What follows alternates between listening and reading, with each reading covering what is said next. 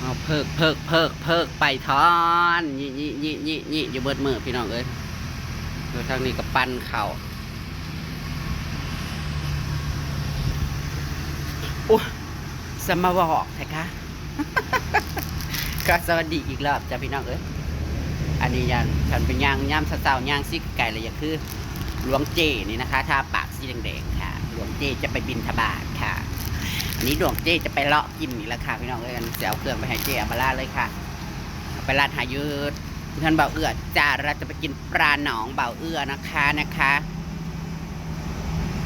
เพิ่นโทรไอ้เซตหาตั้งแต่11 โมงแต่ว่านอนรับค่ะอากาศมันแบบอากาศมันน่านอนนะพี่น้องก็จะเป็นใส่มาใส่อากาศสีเย็นๆลมกับยี่ฝนกับยี่น้ำห้ำเข่าในนาอื่นกับแจ็คสิได้กู้ได้เก็บได้กู้บอพี่น้องเอ้ยมันบอแห้งนี่แหละเพราะว่าฝนพัดตกใส่อยู่นั่นนี่แล้วยี่อยู่นี่แต่ก็มีลมอยู่พอได้พัดได้เป่าพอได้แหดแน่ได้แห้งแน่จักหน่อยวันนี้เราจะไปซุ่มนมกันที่บ้านบ่าวเอื้ออันนี้คลองอำมาลาให้ไปเอาให้ไล่มืออะไรล่ะนั่งกับอะไรมาเอาค่ะนางมามือก่อนผัดเจซี่กับบยูผัดเอาไว้อยู่ห้องนางสั่งของไปเอาอยู่ในบ้านนี่แหละหายจังติดตามไปบ้านเบาเอื้อพี่น้องค่ะนี้รู้สึกว่าจะปากแดงนะคะหน้านี่วอกค่ะใส่แป้งผิดเบอร์ ใส่แป้งผิดเบอร์ก็ประมาณนี้แหละไปพี่น้องตามไปบ้านเบาเอื้อน้ำกันจากตุ่มแซวแมวเป้าพวกพีกะวันนี้เพราะว่าหยุดไม่ได้กู้ข้าวไม่ได้เกี่ยวข้าวบริการยังฟังฝนอีกแล้วนี่นั่นกี่เบาเอื้อเพิ่นว่าสิตัดข่าวซอยเอื้อยเพิ่นก็คือสิบริตัดยังฟังฝนอีกแล้วนี่นะจ้าเมื่อไปทำที่3ที่4ที่6ที่7ที่8ที่9อีกมาจ้าพี่สิเคยจะเขื่อเนาะพี่น้องฝนตกเดือน12จนหมดเดือนซื่อ12แล้วนะโคตรโพปกติมันก็เบิดแล้วยามนี่นะฝนนั่นทักปีนี้บ่เมิดค่ะมาหลายค่ะน้ำสิบ่ท่วมเดือน10เดือน1เดือน2บอกค่ะอ๋อน้ำท่วมเขาเข้าไปแต่อีตนไปบ้านเบาเอื้อนำกันจ้าทุกคนเจ้าน่ะก็เตรียมไว้โลดเขาสิมาถามว่าเจ้าได้ผัวหรือบ่ถึกเชิงหรือบ่ผัวเจ้าอยู่ไสทุกอย่างอันนี้แม้แต่บอกว่ารถจะมีจักรชั้นทรัพย์สินจะมียังแน่แล้วก็ถามว่าอันนี้น่ะไผน้องบ่ผัวสึงก็ว่าเพิ่นคิดว่าข่อยเป็นคนเขาจะมาทานเต็มบ่ซะเพิ่นคิดว่าข่อยเป็นคนเถื่อนมาแต่ฟังทางประเทศอื่นบ่นี่มาทานก่อนว่าเสียคุณพี่เอกสารจะมีครัวบ่ไม่เชิญจะเชื่อเขาจะมาถามก็สิประมาณนั้นแหละเขาถามอลีนี่บ่ได้เว้าเอานี่เว้าอลีเขาถามเบิดทุกอย่างเจ้าต้องเตรียมและเมเซียวไก่เจ้าเป็ดเจ้านับเจ้าเป็นหัวหน้าครอบครัวบ่เขาก็ถามแต่หัวหน้าครอบครัวเพื่อนหนึ่งนั่นเขาจะมาสำรวจหากเพื่อสิไปออกแต่เพื่อนหนึ่งเฮ้ยเป็นชั่วโมงถามแบบมันเขาให้ถามเขาถามลายเด้เราวะเพื่อสิออกได้เพื่อนหนึ่งกับเป็นชั่วโมงบัดนี้สมมติว่าเพื่อนได้มีหลายคนน่ะเด้กระโจดซื้อแบบเป็นแท็บเล็ตแล้วนะสัมผัสในหมู่บ้านนึงเป็น100ถึงห้วยเนาะโอ้ยมันลงในบ้านน่ะ5 คนเราอะมือนึงมันสิได้ไป7-8หลังคานึงนะคนเข้าไปจะไม่คุยไม่รู้เป็นอะไรเขานำสัมปาได้ลงได้ลายบ่ปีนี้นั่นฝนห้ามจักโยก2โยกเต็มๆ2โยกแล้วตัวมันห้ามราคาบ่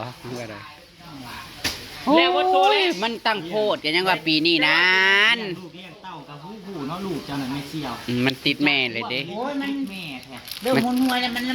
บ่ได้กินมันน้ำได้เฮ้ย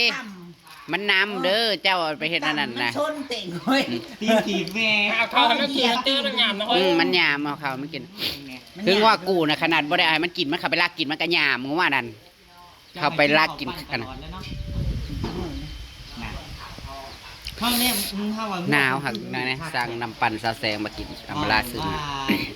ดีแล้วบอกคู่แม่เนาะจะอ่อนแต่ตุ่มหูมันตะปูก็ใช้มันโคมอยู่แม่กาซ้อนงานลูกกันหอดใส่นุ่นไอ้แล้วโคมในนุ่นกับแม่มันตัวผูมันรักเชิงแม่มันผู้แรกแม่เคี้ยวปัดนี่นอนสู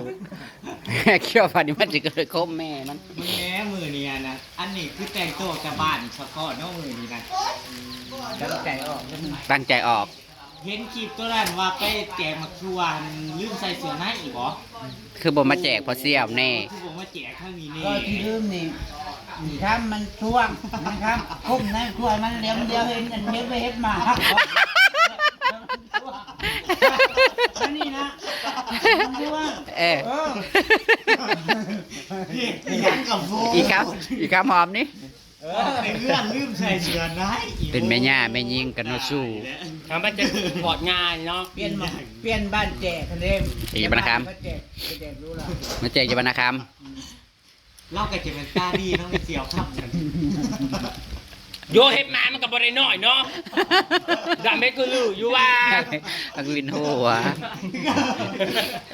อักวินพัดซีหัวอยากหัวเฮ็บมาเจียมมาลา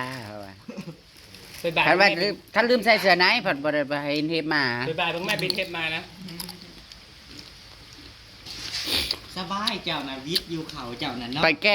ผ่ากองก้นขึ้นฟ้าให้กูเนี่ยนะเฮ้ยมันสาวผมมึงน่ะนังตุ๋ยจะชุดสีแดงให้กับ ต้องแห้ง ได้แขกนั่นอืม ดังกระดังบอก ผ้ากระแตกพ่อมื้อนั้นเนาะ คือจังหวัดเดาไปอยู่เนาะคือ พอใหญ่อันน่ะวันนี้เด้อนี้เด้อมันมาใกล้เขาเด้อเราอะเราย่านฟ้าล ไป ง บ้านขึ้นเบิกก็ว่าโอ้ยเป็นน้ำจิ้มแดกใช่ไหมตากแล้วมือนะพุทธต้องแห้งกว่า อืมภาพยนตร์คือมากินอบอวนออกมานอกแต่เดินนะวันนี้นัดกันซุ่มแซวแมวเป้าจ้า กินปลา น้องเบาเอื้อ ตึกบาทเดียว คันมันแดดมือเดียวมันแห้งเลย เฮ้ย เออคันมันมีลม อื่นนี่มันชื่อได้บอก ตั้งเบิ่งมืออื่นนี่แหละ กับมันลมปลาไม่แห้งว่า ลมผัดลมมีฝนเนาะนี่ก็บ่ไหว้นะคะ อันนี้ให้ลมมากอะไรพ่นมากอันนี้นะ ลมแห้งฝนก็แห้งอันนี้ค่ะ สมมติว่ามันตกสมีกับบอกว่าดอกน้ำมันตกบ่แห้งนะมัน บอกหักแต่มือนี้เบิ่งนะพ่นนะตกอยู่กูชั่วโมง กูละเมื่อยเด้ พยากรณ์อากาศว่า เอ มา อ วะ เออก รมอุตุตุย คอยยามันเลยคอยวันที่เก้าอยู่เอ้ย ฮะ แต่องค์อ่างเขาจะมางามเนาะ นั่น แต่ ละ มันดำมันแดงเบิดเก่าน้ำหมาก ห่วย ว่าอยู่ ขนาดมันห้ามลายมือเนี่ยมันดำมะลิพระองค์ บานนะว่าไพ่ว่าข่าวกลางมันจะพูดมาห้ามแห้งห้ามก็ข่าวดอก โอ้ยปีนั่นแห้งข่าวงานห้ามเบิดทงกูจังปล่อยเขาสั่นมึงแน่นในลมเนี่ยหนาวแล้วก็ฝนมาพร้อมบินมึงก็หนาวบ่ นาบินอันตะวันไปพูดเป็นเสียงบ้านอ่ะคนลาวเลยแต่เนี้ย เห็นอยู่เห็นกับแม่เหมยเขาละถ่ายลง เอาไปพูด มันแซงข้าวก็ไปแต่จะไปคุดอยู่ได้ไปคุดอยู่คลองไปคุดอยู่คลองอยู่นั่นนะ ไปคุยเลยครอบกันไปนะ เนาะ ทางข้าวโพจ้ากันบอกเก่าบอกผ้าไป ยืน ขนาดหูอยู่ทางบอกเก่ามันเคยไปคุดในหน้าแม่มันนะโดยกรอบนะ อืม บ้านเขามันใหญ่บ่เห็นบ่โบราณโลกไทยว่านี่นะมันชื่อเนี่ย ไปห้าวกับไปคุดนะมืออื่น เนาะ ฝนตกนะ คุดอยู่ใส่เฮ้ย เอามองมึงว่าดิ คุดพร้อมนะ อืม เขาหูจักอยู่ดอกเขาไปจักเชื่อมันแต่หูจักเชื่อนะแต่ จักอามาลา แต่ กับ เนี้ย จัก หูจักมันเชื่อมันแค่แบบนี้ เพื่อมันอื่นไปคุจักเบิร์ด คนนั้นไม่ได้เคยกินเลย ส่วนพักสองเถาเพิ่นนับลงแล้วได้ส่วนปุ่นนะพี่น้องเอ้ย ของนานเอง สองนานบ่แต่ว่าส่วนนี่นะมันยังเปียกปิด เขาปล่อยลบของ ปีนี้นะเพิ่นก็ได้ปลูกซ่าเพราะว่า เพราะว่าฝนมันบ่นั่นเลยมันเลยบ่แห้งปกติแล้วซ้ำนี่นะเพิ่นอยากได้คายแล้วพักเพิ่นนะเฮ้ยหนาวเด้ เป็นปั้นละวะ แต่ไปนั่งร้านนี่ยังเกี่ยวข่าวอยู่เดี๋ยวนั่นก็สิฝนห้ำคือกันนะไผกับมื้อนี้นะพี่น้องเอ้ยที่ตัดเมื่อวานนี่แล้วเบิดทงห้องซุ่มนั่นอันหน้าใกล้น่ะก็เบิดทงเมื่อวานนี่จนค่ำเขาตัดน่ะก็แล้วเติดจ้ะเหม็นจีภาพยนตร์เด้ ในบ้านคอยในผักตัวมันก็กระจากเพราะแม่อีแลนไปอยู่ เกี่ยวข้าอยู่ดอกเกี่ยวนะมันมัดกระดาบกระแดบเอาบ่ ตอนหาหมู่มันเก่งได้บัดมือได้บัดมือนั้นนะ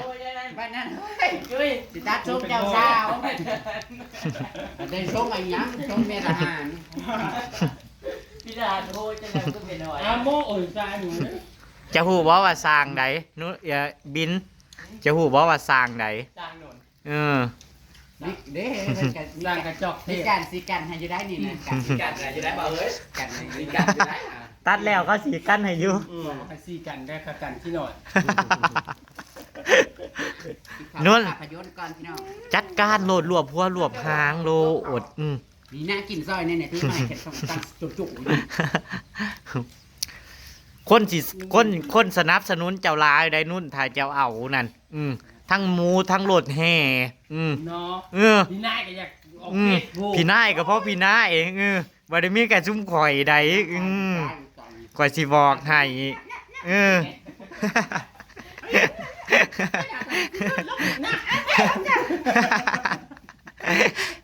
ค่าดองเราก็คือสิบ่แพงเนาะไปมาเราบ่เอาซ้ำน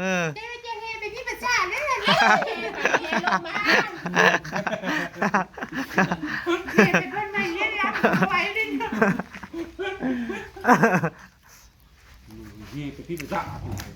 ย่อยจะเอารถแห่บอกน้ำออกเบียร์ชิปล้าง บ่าวน้ำมันเบียร์10ลังหมูพอกนึง ส่วนไอ้แขกกับหมูอีกไอ้แขกกับหมู นอนจำจะได้กับได้ นี่ได้ก็ได้ แล้วก็เงินผูกแขนตั้งหากอีกนู่นเอ้ยสิบอกฝ่ายผูกแขนนั่นมันสิเจ้าสิตกลงคงใจเจ้าก็ตกลงในนู้นโย่แล้วกับลูกสาวลอยเนาะจะมาแก่มาเจ้าได้เมียลูกสาวลอยดีสำใดแล้วก็ลูกสาวลอยเนาะแล้วก็บอกตังบุญแล้วนะนางไปอยากแต่งเพิ่นว่านางไปอยากแต่งโดนไปอยากเอาเลิกเดี๋ยวหันกับลูกชายหลาบ่ลูกชายหลากับลูกสาวลอยอยู่น้ำกันมันแผ่กันได้ไม่เสียเขาว่าแผ่มองได้กับแผ่กันมองจากเชิงอยู่เลยผู้เฒ่าผู้แก่เขาเว้ามาเขาก็เว้ามาเขาบอกว่าถ้าลูกสาวลอยกับลูกสาวลอยเอากันนั่นลูกสาวกลางนี่สิลูกสาวกลางบ่ลูกสาวคนเนี่ยจักสิแผ่ผัวจักผัวสิแผ่กันไปฮะอันนี้นะอันถือผัวคุ้มอันนี้นั่นเขาจะเก่งไปอ๋ออันนี้คนหยาดผัวบางทีกับบ่เมากับบ่ลืมบางกระโมกแบดเลยบางทีก็ลืมมาเลยได้แต่แบดบางทีก็ลืมมาเจอหยาดผัวได้เป็นจังเล่น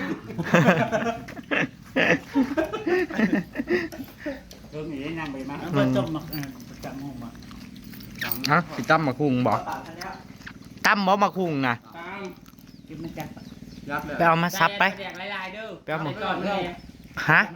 เอาแมนบ่ยายคนตำได้ขาดเด้อเป็นหยังคนหนึ่งกับคนหนึ่งตีอันนั้นมันเลิงอย่าพึ่งยาพรหมูมันสุกแล้วเอาคุงฮอลแลนด์ใส่ต้นปลาแดกกันเด้อไปต่ำกว่าตัวสีย่ำมาใหม่เอาเราใส่ต้นปลาแดกกันด้วยน้ำจะซับเรียบร้อยล่ะมันยำมันยอดมันจะกินไปกินมากกับเข้มอยู่แล้วแต่ว่านี่เข้มของประจักษ์ยาเข้มของประจักษ์ยาค่อยพูดว่ารสชาติที่เจ้าคุณเคยคนมันยังบ่อยากซุปนะกล้วยกับข้าวนี่แซ่บหวานน่ามากเลยปะเอาจุ่มยอดจุ่มน้ำนี่เอาจุ่มเรื่องโอ้ยอย่าว่าได้มีแซ่บไม่กินซุปฮอลแลนด์เลยมันมุนแต่ไม่ถูกเลยตัดบ่เพื่อนตัดให้ยังสองเพื่อนน่ะเพราะว่าให้เอาอายุป่ายมันฉีดตัดละกับก็ผ่านงูตัดได้กับซุ้มเบาน้ำนั่นกุ้งเนื้อมูเนี่ยมันจะมีก็เบาเลยนั่นมีก็เบามันยังมีน้ำนองลงมันน้ำนองมันอยู่ในนองคนละกุ้งเนื้อเนี่ยมันจะเป็นแต่หมักอ่อนกุ้งเนื้อน่ะโอ้บ่แหละกุ้งเครื่องตัวซ้ำกุ้งนี่กับตัวเครื่องมันอ่อนตัวแซ่บพี่น้องหนังพี่ปีใหม่ซื้อให้100 บาทพี่น้องกินกลุ่มหอด2 มื้อกินกลุ่มหอด2-3 มื้อยังบ่เบิดพอดีกินแล้วเราก็สิมาพรให้อายุวันโนทุกครั้งพาลังเลจี้ของบ่ได้เจ้าเฮ็ดคือน่ะสาวก็แหนมื้อนั้นดูแม่เสี่ยวเราแหนบ่ได้มื้อนั้นน่ะแขวรุดได้โอ้ข่อยย่านแขวรุดเด้ขอย่านแขวฮักดิฝุ่นนางกล้วยมาอยู่นางกล้วยนางกล้วยมันหยาบแต่แบบมันตัวได้กระบดเอาบ่เอาเกิดว่าสั่นดิ จนหัวสั่นหัวก้อนแหนนังนั่น เอามายังข้าวเปลือกนี่ก่อนว่า มันก็แซ่บอยู่ได้มันเข้มแบบแซ่บๆแห้งกินกับแห้งมันนะพี่น้องมันแห้งแบบว่าเฮากินมันกับมันไปน้ำวางยังเขา เพื่อ เล่ามา ผั ตั ก ด แน ข่าวน ตัดคนเขาเล่าตัดข่าวตัดคนมุ้ง ตัด เอาขนาดหอกเขาเล่าตัดข่าวบ่ ข้าวตัวมันเรือเกี่ยวบ่เปิ้ลเนี่ย ตัดของมาเลยนะ อ๋อใกล้ปิดซะทำไมเพราะมัน เกลือบัวน่ะหอดใส่แล้วเพิ่นตัดเขา ถ้าตัดจะเท่าเทิงหรือมั้ง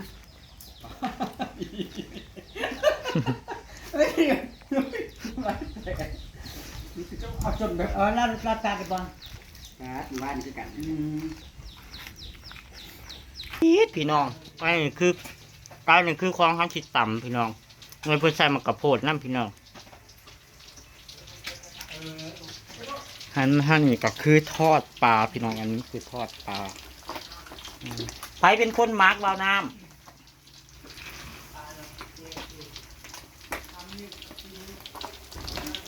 คือหนากินทะเลือมเต็มหอมหอมแห้งอะไร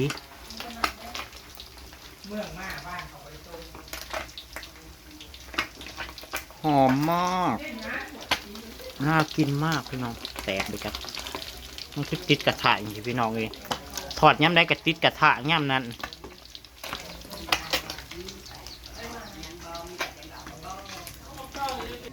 แล้วมาอย่างก็จะไปตอบ ถามเบิดทุกอย่างถามอะไรอ่ะเหรอถาม เป็น อ่ะ ขนาดครอบครัวนะซุกก็กระทำกันละ กรรมฐานนี่เหือนเนาะ ก็จะมาสำรวจ พาไม่ทราบนี่ มูมากะไก่จะ ถามหาบ่ได้ให้เกียรติผมไหน ถามน่ะ แกก็บอกตัวนึงมันมีหกนม น้องตัวเกิดมาเนี่ยมี6 เต้าเทียยังบ่นะเทีย ใครจะบอกเอามาถามว่า เขาจะว่าพัดซิเล่พัดข่าวเครื่องนึงนะประมาณชั่วโมงขนาดมาทางทางคนบริไล ดูสิใครจะบอกเขาไป ว้าวคนรู้ที่ยังทำบ่ พอลุงจะเด็กเด็กหัวทางไหนพอลุง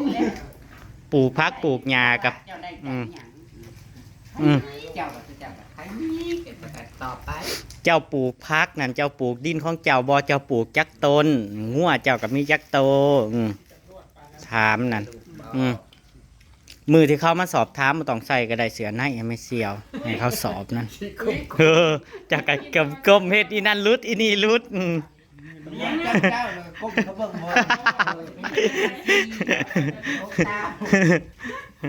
มันหายไป เพิ่มกระทะขนาด มันไม่ตี ถอดย่ำได้กระติดย่ำนั้น ไม่ตี โอ้ย มันพอเลยนี่นะ พ่อละมั้งมันใหม่โปด เอาอันนั้นกินไว้ เพิ่นบอกแล้วบ่า บ่น้องเสร็จแป้ง เกือบผู้ใดเกือบนี่ เกือบพวกเมียนะเกือบหนูนี่แหละจ้าหนูมีผัวแล้ว นะหนู น้องมีผัวแล้ว สิข้างเสมอกันบ่ข้างเสมอนอนกันบ่ อันนี้แนวกันบ่ได้แล้วนี่นะ ใช่แล้วเรามันกรอบแล้ว เอาขึ้นรถมันกรอบแล้ว วันนี้ไม่ติดเนาะ ไม่กินน้องแต่แป้ง หรอแตงโกกี้หรอ น้ำมันแตก เอาข้างเส้นนี้ก็ได้ เธอไม่มีคีบหรอ อันขี้วินนี่ มองอย่างก่อนเนี่ยอิสลามบอกทอดปลานี่ เจ้า สุด กินเตอร์ เม็ดครัว สีเหลืองเหรอแม่เดี๋ยว ปลาทอด มันจะมางามแต่เดี๋ยวสี่พ่องเนื้อวันนี้นะ แวะเราปิดหนาบ่งามนั่น บ่ได้ปิดเบื้องหน้านั่นแต่ว่าสีเสื้อมันตัดเด้มีบางคอยร้ายอันนี้ก็ดีเจ้าบางคอย งามนั่นอย่าบ้าหรอเขาจะไปเห็นความงาม เห็นว่าตุ๋ยก็ได้เนาะฝากทิ้งเลย เอาเจ้าคือตกใจ ง่ายเขาไปซื้อกระตกใจเป็นกระบะ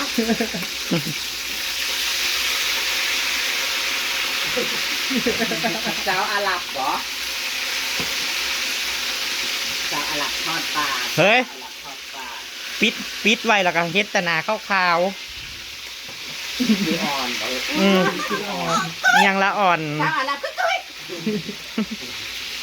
ดูใหม่เลยมึงใช้ซีนมึงดูต้องทาน เข้ม เข้ม ใครเป็นคนหมัก ก่อนมา เซฟเอื้อ มันเห็ดอย่างนี้ เซฟเอื้ออาทรเป็นคนหมัก เสือเพื่อนก็เนี่ยเขา เข้มกว่า เขาตีฉันเป็นคนกินนัว ใครจะเป็นแล้วใครจะเป็นคนต นั่นแหละตำฉันไม่ ก็คือ ำเอาให้เฮาตำบ่อัตติเป็นหยัง อยากลองกินฝีมืออัตติ กระดาษเส้น หึ กระดาษต เธอมันต้องจำเส้น ำกระดาษตำกระดาษเส้น เส้นว่าเส้นว่า คือมีที่ไว้น้ำมัน ไม่ได้อยู่ มาค่อยตั้งก็ได้ ว่าสิไปจอบลูกก็บ่ได้ไป ไอ้ลูกเจ้าตัวสิไป ถึ เบิ่ง ง เมื่อไหร่ ลู ก็ ก บ่ได้ไปเบิ่ง ถึงแม่แม่ ลูกนะ ถึงลูกไม่ใส่สายเลือดในอกถ้าแม่นว่าใส่สุนี่ไปหับลูกลูกก็สิตกใจ คือเนี่ยเป็นเสือ เอาเสือผู้ห้องแมว เอาแม่เสือแมว เสือแมว เสือแมวเป็นเสือแมวอ้วนหอมด้วยครับ เจ้าเฮ็ดเสียงแม่ไปหาบักหำมันหัวเลย บัดบัวปลูกมันไปเงี้ยบัดทำปลูกมันสั่นกูดุดอยู่ แบบกินแบบอันนั้นชอบแล้วก็จะ สั่นกุดดุด ฉันอยากซีมเป็นตัวน่ะได้ไหม เลยว่าเธออยู่ข้าวนั้นเนี่ย ไม่ฉันอยาก บ่ได้หิวนะแต่ก็บ่ได้กินข้าวเช้าได้แต่ว่าบ่ได้หิวมื้อนี้ เอาว่านี่บ่มึงน่ะบ่ได้จะเชื่อ น่ะกูพี่ มึง ผิดอีกแหละ คิดอีกแล้วอ้าว เอ้าอีหยัง พี่ บ่มีตาเบิ่งบ่ อ่ะ ข้าวซอยเรียบร้อยเบิดเลยเอาไว้กินกับอีน้อย เอาไว้กินกับเอา ไปหาเก็บมาอร่อยพี่ต้องกินได้ทั้งกล้าง กันยังว่าเตี้ยไปเบิ่แล้วถ่านจะซ้ำ แต่ละมือแต่ละเดย์ตัวใดก็มาแค่เนี่ย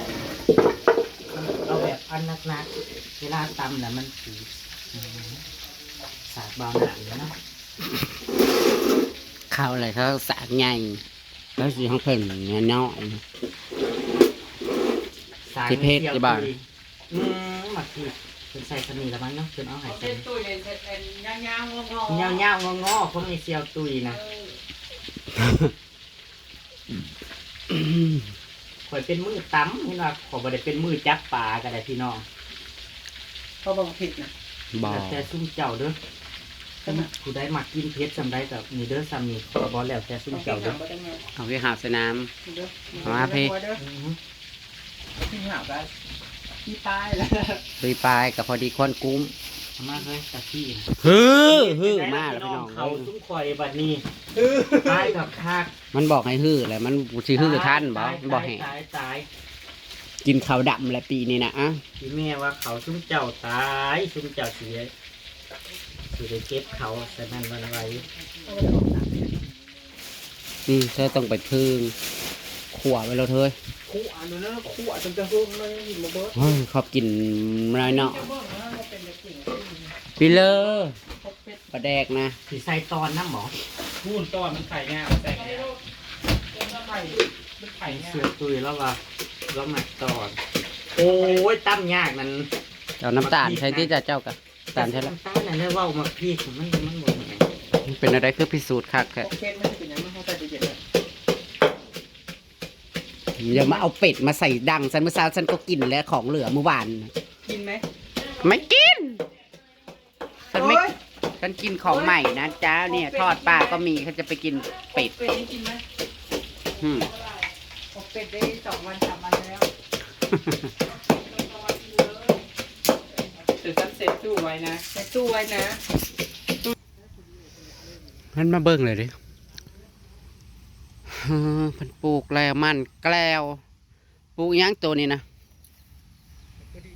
ถั่วดินอ๋อได้ปลูกจักอย่างแหละนี่นะมีพักครับ มีมะกรูดดินมีผักเสียนนะหวานเลยหวานสะเลย หวานถั่วมั้งนะ นี่ได้หวานหรอก อืม หวานไปเลยแล้วก็มักทั่วแล้วก็ผักกาดซ้อมผักหอมผักชี ขอแดดหน่อยเด้อพี่น้องเอ้ยเขาผู้ขาชิเนาได้เขาหน่อยบ่หลายนะ อันตัวเป็นมันมี3รุ่นเลยนะ แนวใดคือประมาณ3ลูก มันญี่ปุ่นโลละ100จ้ะเลยเนี่ย โหมันเบียดมันแก้วก็มี แล้วก็ตัวนี้มันขาวหลอกต้องอันนั้นมันเหลืองว่าจะได้อันมัน อะไรมันพลาว มันเป็นมันจะเป็นขึ้นมะพร้าวนี่ มันพลาว มันพร้าวเอามากิน โอ้ยพี่น้องเอ้ยวันนี้เรามากินปลาซุ่มเซลเอามันค่ำแล้วบ่เฮ้ยตะเว้นคือลงฮอดพี่เลยห้องก็เห็นแสงแดดพี่น้องเอ้ย อันนี้เราลงมาขึ้น 3 โมงกว่าแล้วจ้ะเดี๋ยวติดตามคลิปหน้าตอนรับประทานซุ่มแซวกันละกันจ้ะ อันนี้ นะคะจะได้กับว่าเป็นกำลังใจให้ทีมงานเราด้วยเด้อจ้าพี่น้องตามคลิปเนาะขอสวัสดีค่ะ